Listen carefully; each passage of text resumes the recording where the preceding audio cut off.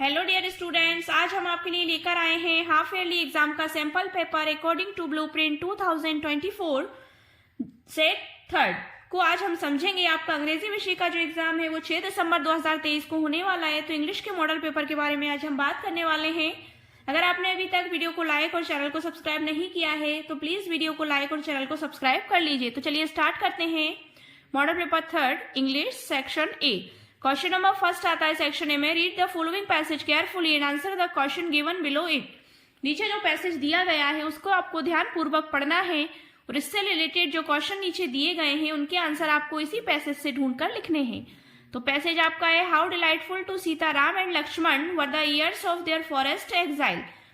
राम और सीता जो उन्होंने वनवास निर्वासन के लिए जो जंगल में रहे थे ये बहुत समय तक, तो उससे रिलेटेड कुछ क्वेश्चंस नीचे दिए जा रहे हैं। देखिए जिसमें फर्स्ट क्वेश्चन है, the years of forest exile of Ram Lakshman and Sita were, मतलब कहाँ थे वो, डिलाइटफुल, ग्लूमिंग, फ्रस्ट्रेटिंग या टायरसम। तो जो भी राइट ऑप्शन है उस पर आपको टिक कर देना है। नेक्स्ट क्वेश्चन है इसका second, why word in the passage means articles of need. Why word मतलब कौन सा वर्ड यूज हुआ है, पैसेज मीन्स पैसेज में इसका अर्थ है जो आर्टिकल ऑफ नीड्स है। तो ग्लैंस, एसेटाइज, हेरमिट्स, नेसेसिटीज, जो भी राइट ऑप्शन है उस पर आप क्लिक कर दीजिएगा, टिक कर लीजिएगा।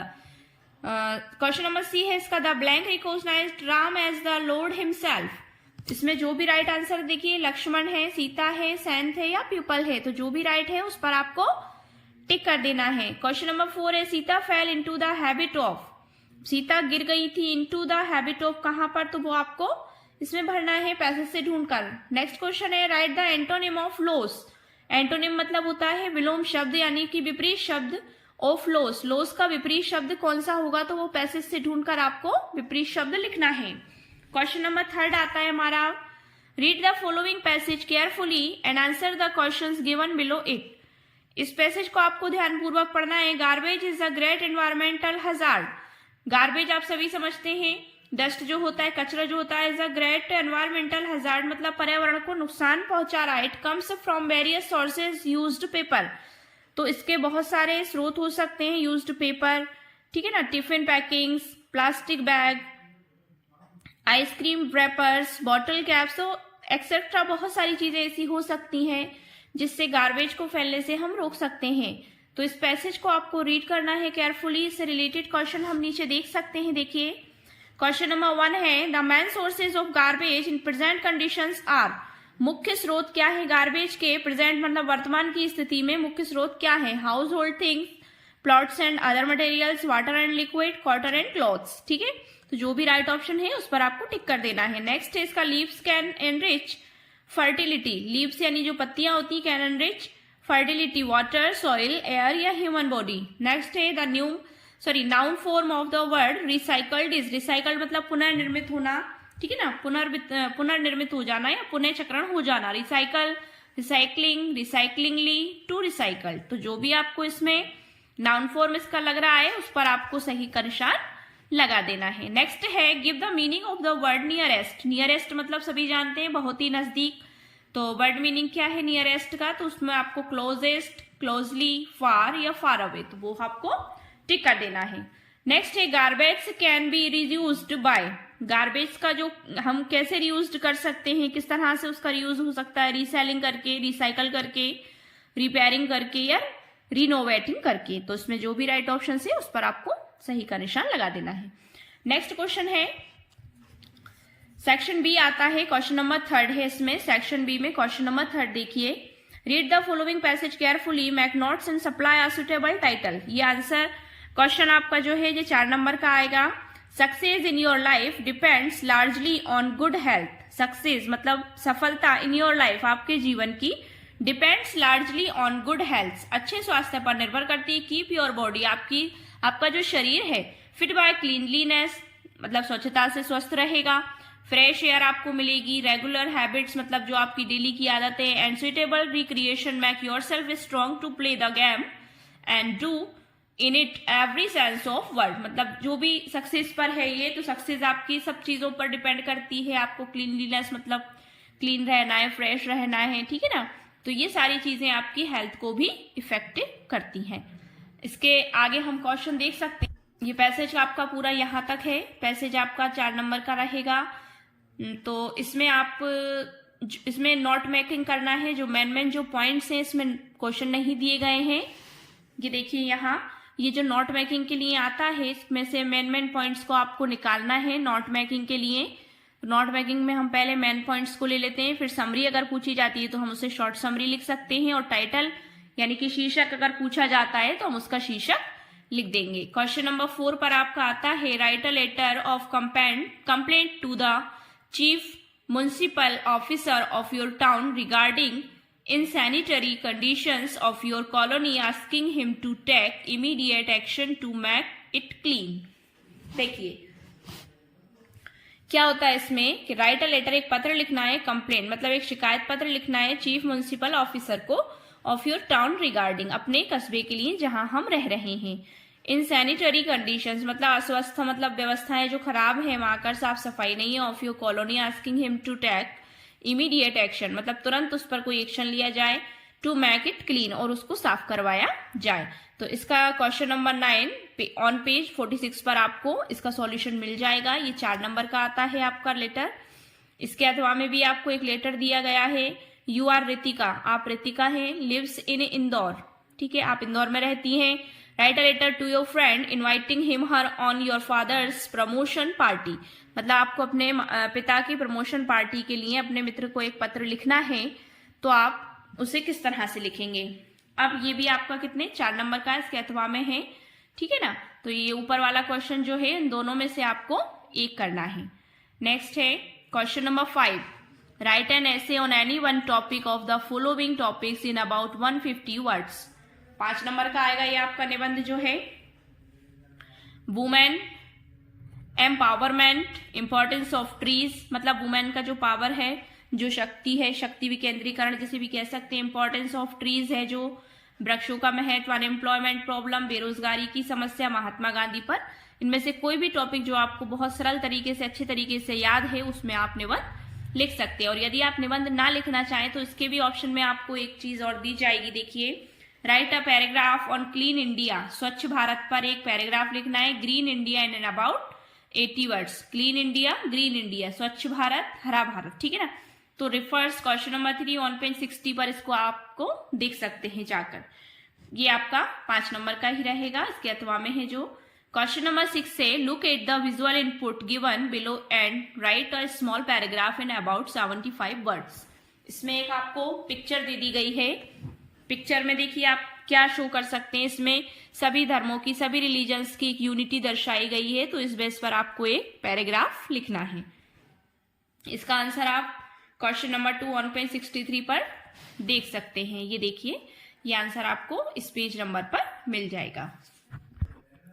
अब आता है हमारा सेक्शन सी, क्वेश्चन नंबर 7, जिस जो ग्रामर सेक्शन होता है। Fill in the blanks any 5, fill in the blanks इसमें दिए गए हैं और हर सेंटेंसेस के सामने इंस्ट्रक्शन लिखे हुए हैं। इस इंस्ट्रक्शन के अकॉर्डिंग ही आपको सेंटेंस को कन्वर्ट करना है।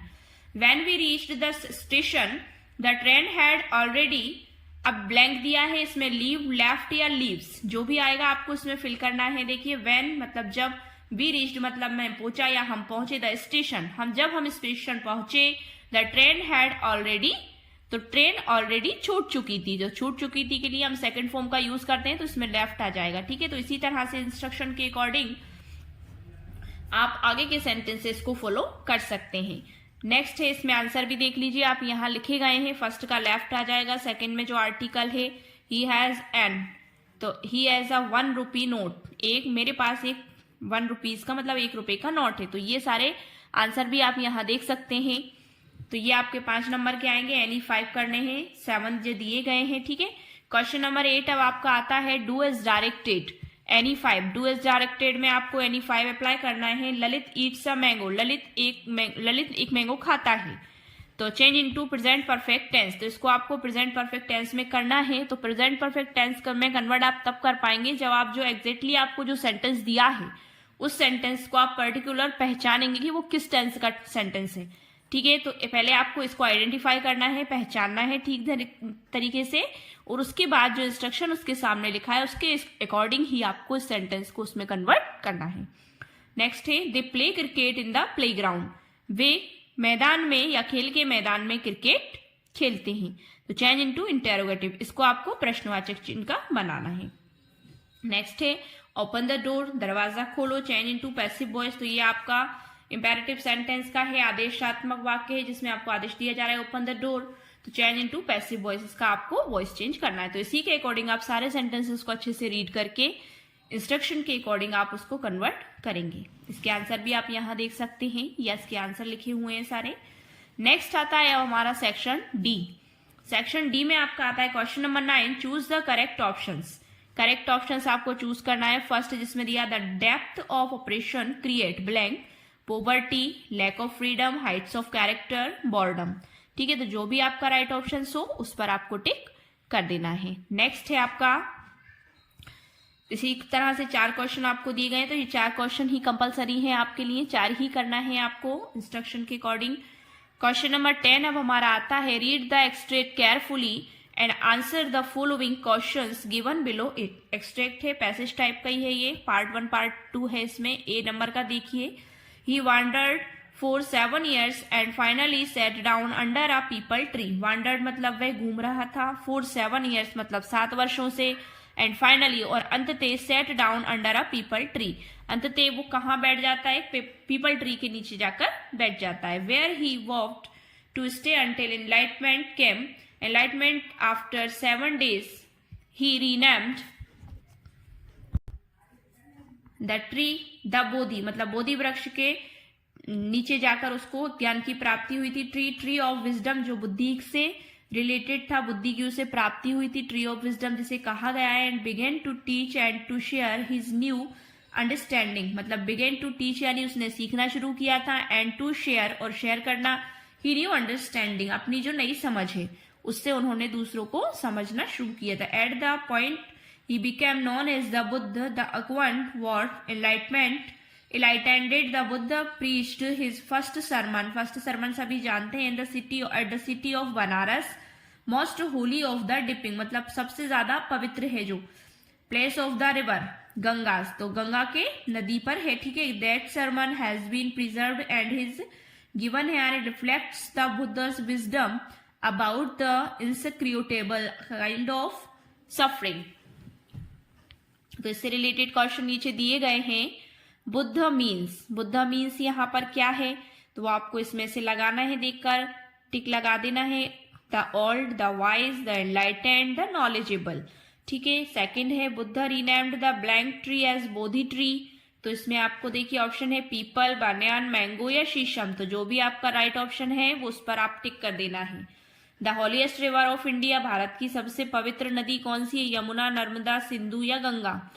तो जो हमने पैसेज में पढ़ा है उससे रिलेटेड ही क्वेश्चन है ये, तो आपको इनको लगा देना। अगर आप इनके आंसर देखना चाहते हैं तो क्वेश्चन नंबर 17 ऑन पेज 112 पर आप इसके आंसर देख सकते हैं। अब इसी का पार्ट 1 है एंड नो, इसमें भी एक शॉर्ट पोयम का पैसेज दिया गया है, इसको आपको रीड करना है केयरफुली।